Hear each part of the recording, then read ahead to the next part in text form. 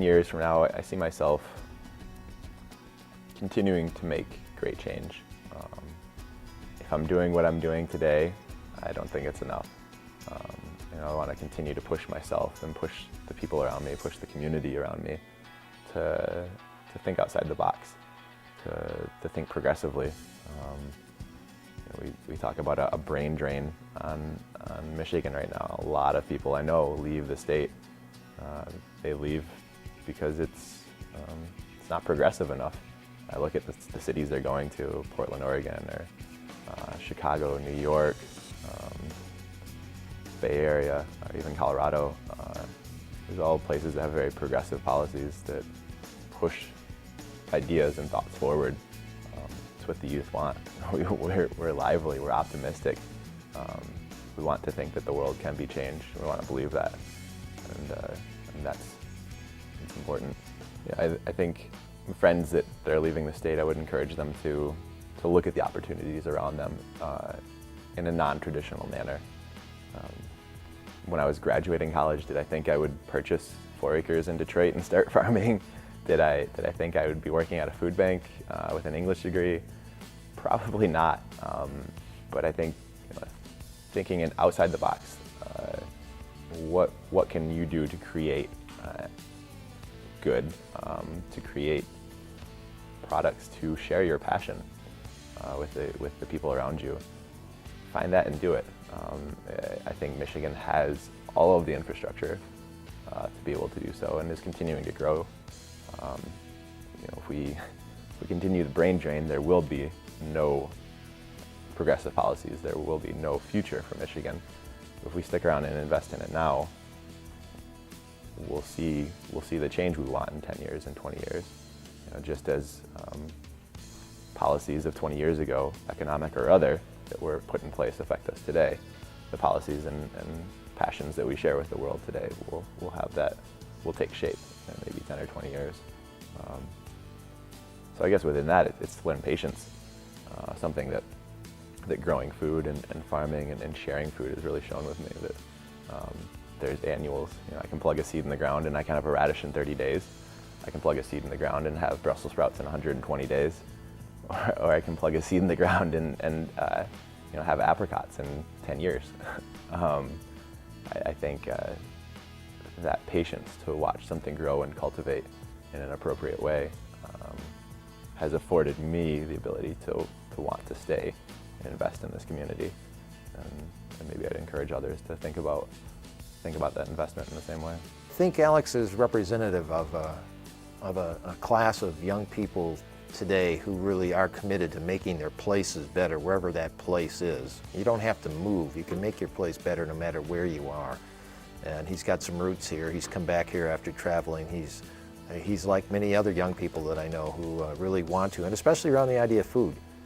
Food is that one thing that connects us with each other, with the environment. And it's a social, cultural thing. It's fun, it's nourishing, it's healthy, it's economically vibrant when it's done well. So it's got all the pieces to make better communities around food. So I'm glad he's back. I think as you want to share passions that you have, sometimes you can find that and do that within the confines of another business, within the confines of another operation, or with another person. And other times, you need to step outside the box and encourage growth and change the way you would like it to happen. And a good way to do that is to become an entrepreneur, to purchase land and farm, to take out a small business loan and create your widget for the world.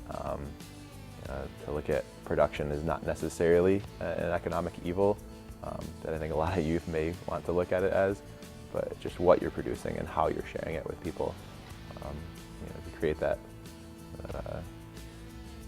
to share the twinkle in your eye with another person when you're selling them what you believe in, something you've created and worked for, is one of the greatest rewards I could ever ask for. Work at the food bank is so rewarding for me and so eye-opening in many ways. For a long time, I wanted to look at myself as just, I'm going to be a farmer, I'm going to grow food. And then I worked in a restaurant for a couple years as a chef, and really engaged in food in other ways. And now I'm finding myself at the Greater Lansing Food Bank engaging with food in ways I didn't know were possible. From emergency food relief, we feed tens of thousands of people in the Lansing area a year. Right now we're seeing 100 new families a month coming into the system. That's 100 people that have never asked for food ever before. People that never thought they would. Probably people that donated hundreds of dollars to us in the past are coming and asking for food. And so to engage with people teaches me a lot about myself and how I interact and how humans interact. It's this idea of humility. Nothing's more humbling than coming in when you used to donate to a place and ask for food. And I look at it, and it's not begging by any means. It's interacting and sharing that human interaction, sharing the human spirit with each other. No one should go hungry, and that's something I'm finding more as I interact with food. And I think about growing food and food policy and where that can shape me. How can I now best interact with the food system? And I'm not sure if it's just growing food, or if it's just cooking food, or if it's just food policy, or all of those things. I look at this piece of land that I was able to come in as a partner in with a friend of mine as possibly that sort of solution. We'll purchase 4 acres in an area in Detroit and invest in that community. He lives there, he's farming there. I can be there when I can. And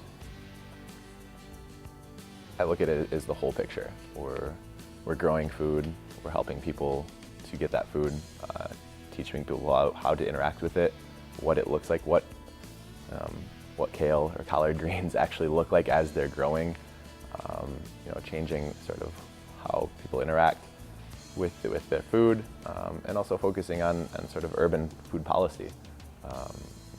We need to work on our zoning laws so that it makes it easier for people to grow their own food, for people to grow and then share that food, to consolidate and have more of a community food system rather than an individual's food system. Something most people probably don't know about me is that I have a tattoo of a carrot. My favorite place to visit in Michigan, I'd have to say Lake Michigan, in particular, Nordhaus Dunes and Manistee, both find a fond place in my heart. My grandpa is my role model. If one thing I could change about Michigan, I would say to engird progressive thinking within the state. The best words of wisdom I could give anyone would be to follow your dreams, to follow that passion, whatever that passion of the day is, go for it. I think the most important thing I've learned over the past 26 years that should inspire others is to follow your passion, follow whatever it is that drives you, whether that be food or whether that be making widgets on an assembly line, or whatever that is, follow it and share it with others. I think that's the most important thing we can do. And I think that passion can change. Maybe you don't know it now, maybe you have it, maybe it won't be that in 10 years, but I think that's part of the fun, it's part of the adventure.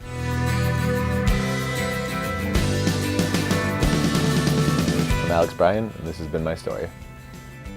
If you'd like to learn more about the Greater Lansing Food Bank, you can find us at greaterlansingfoodbank.org. If you'd like to learn more about Food Field, you can find us on Facebook and Local Harvest.